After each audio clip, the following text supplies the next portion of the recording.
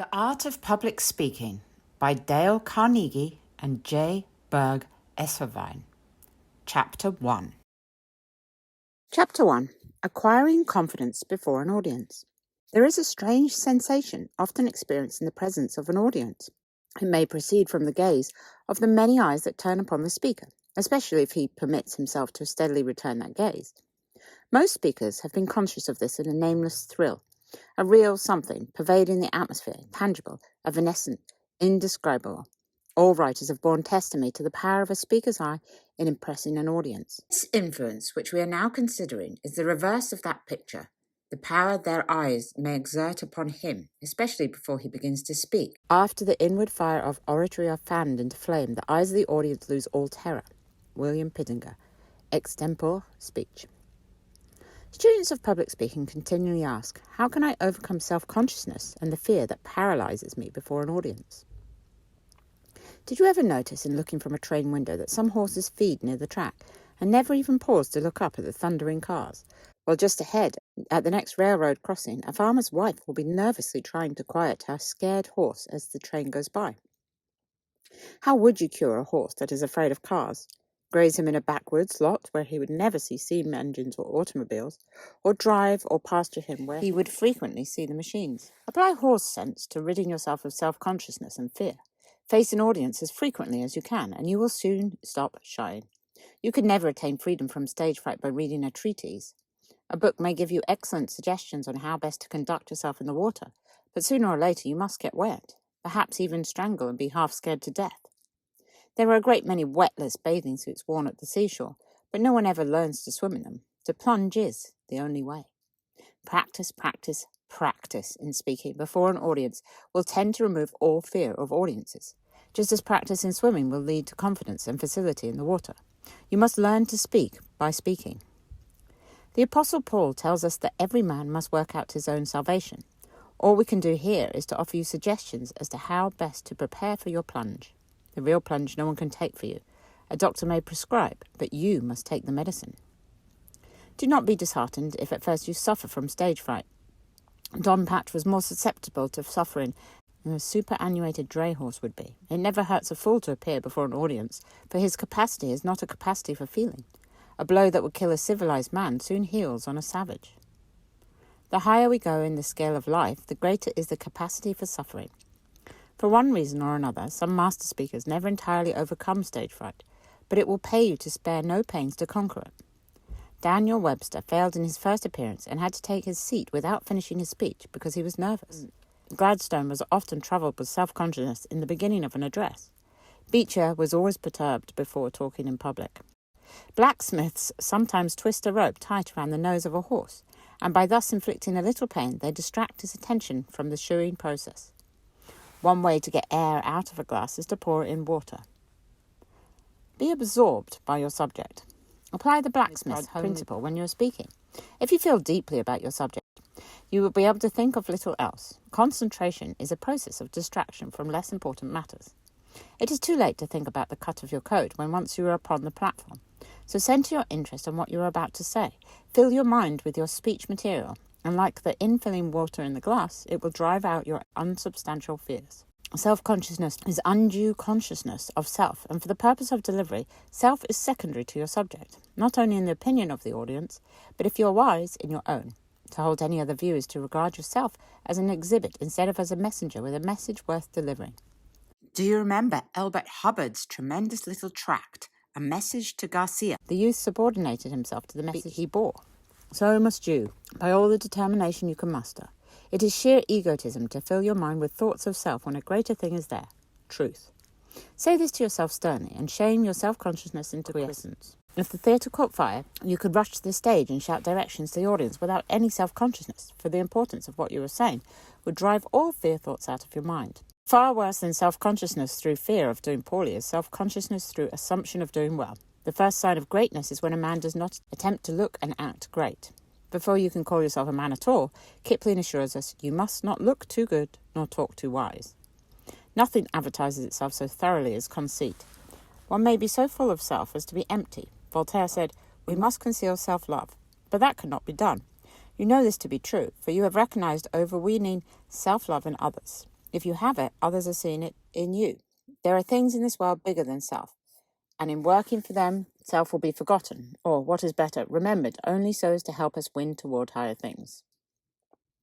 Have something to say. The trouble with many speakers is that they go before an audience with their minds a blank. It is no wonder that nature, a boy in a vacuum, fills them with the nearest thing handy, which generally happens to be, I wonder if I'm doing this right. How does my hair look? I know I shall fail. Their prophetic souls are sure to be right. It is not enough to be absorbed by your subject. To acquire self-confidence, you must have something in which to be confident. If you go before an audience without any preparation or previous knowledge of your subject, you ought to be self-conscious. You ought to be ashamed to steal the time of your audience. Prepare yourself. Know what you're going to talk about, and in general, how you're going to say it. Have the first few sentences worked out completely, so that you may not be troubled in the beginning to find words. Know your subject better than your hearers know it, and you have nothing to fear. After preparing for a success, expect it. Let your bearing be modestly confident, but most of all, be modestly confident within. Overconfidence is bad, but to tolerate premonitions of failure is worse, for a bold man may win attention by his very bearing, while a rabbit-hearted coward invites disaster. Humility is not the personal discount that we must offer in the presence of others. Against this old interpretation, there has been a most healthy modern reaction. True humility any man who thoroughly knows himself must feel. But it is not a humility that assumes a worm-like meekness. It is rather a strong, vibrant prayer for greater power for service, a prayer that Uriah Heep could never have uttered. Washington Irving once introduced Charles Dickens at a dinner given in the latter's honour. In the middle of his speech, Irving hesitated, became embarrassed, and sat down awkwardly. Turning to a friend beside him, he remarked, "There, I told you I would fail, and I did. If you believe you will fail, there is no hope for you. You will." Rid yourself of this, I am a poor worm in the dust idea. You are a god with infinite capabilities. All things are ready if the mind be so. The eagle looks the cloudless sun in the face. Assume mastery over your audience. In public speech, as in electricity, there is a positive and a negative force. Either you or your audience are going to possess the positive factor. If you assume it, you can almost invariably make it yours. If you assume the negative, you are sure to be negative. Assuming a virtue or a vice vitalizes it. Summon all your power of self-direction, and remember that though your audience is infinitely more important than you, the truth is more important than both of you, because it is eternal. If your mind falters in its leadership, the sword will drop from your hands. Your assumption of being able to instruct or lead or inspire a multitude, or even a small group of people, may appall you as being colossal impudence, as indeed it may be. But having once essayed to speak, be courageous. Be courageous. It lies within you to be what you will. Make yourself be calm and confident. Reflect that your audience will not hurt you. If Beecher in Liverpool had spoken behind a wire screen, he would have invited the audience to throw the overripe missiles with which they were loaded. But he was a man, confronted his hostile hearers fearlessly, and won them. In facing your audience, pause a moment and look them over. 100 chances to 1 they want you to succeed. For what man is so foolish as to spend his time, perhaps his money, in the hope that you will waste his investment by talking dully? Concluding hints. Do not make haste to begin. Haste shows lack of control. Do not apologize. It ought not to be necessary, and if it is, it will not help. Go straight ahead. Take a deep breath, relax, and begin in a quiet conversational tone, as though you were speaking to one large friend. You will not find it half so bad as you imagined. Really, it is like taking a cold plunge. After you are in, the water is fine. In fact, having spoken a few times, you will even anticipate the plunge with exhilaration. To stand before an audience and make them think your thoughts after you is one of the greatest pleasures you can ever know. Instead of fearing it, you ought to be as anxious as the foxhounds straining at their leashes, or the racehorses tugging at their reins. So cast out fear, for fear is cowardly, when it is not mastered. The bravest know fear, but they do not yield to it. Face your audience pluckily. If your knees quake, make them stop. In your audience lies some victory for you and the cause you represent. Go win it. Suppose Charles Martel had been afraid to hammer the Saracen at Tours. Suppose Columbus had feared to venture out into the unknown West. Suppose our forefathers had been too timid to oppose the tyranny of George III.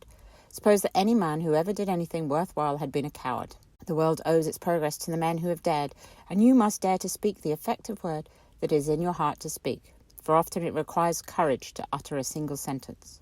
But remember that men erect no monuments and weave no laurels for those who fear to do what they can. Is all this unsympathetic, do you say? Man, what you need is not sympathy, but a push. No one doubts that temperament and nerves and illness and even praiseworthy modesty may, singly or combined, cause the speaker's cheek to blanch before an audience. But neither can anyone doubt that coddling will magnify this weakness. The victory lies in a fearless frame of mind. Professor Walter Dill Scott says, success or failure in business is caused more by mental attitude, even, than by mental capacity. Banish the fear attitude, acquire the confident attitude, and remember that the only way to acquire it is to acquire it. In this foundation chapter, we have tried to strike the tone of much what it is to follow. Many of these ideas will be amplified and enforced in a more specific way. But through all these chapters on an art which Mr. Gladstone believed to be more powerful than the public press, the note of justifiable self-confidence must sound again and again. Questions and exercises. 1. What is the cause of self-consciousness? 2. Why are animals free from it? 3. What is your observation regarding self-consciousness in children? 4. Why are you free from it under the stress of unusual excitement? 5. How does moderate excitement affect you? 6. What are the 2 fundamental requisites for the acquiring of self-confidence? Which is the more important? What effect does confidence on the part of the speaker have on the audience? 8. Write out a 2-minute speech on confidence and cowardice. 9. What effect do habits of thought have on confidence? In this connection, read the chapter on right thinking and personality. 10. Write out very briefly any experience you may have had involving the teachings of this chapter. 11. Give a 3-minute talk on stage fright, including a kindly imitation of 2 or more victims.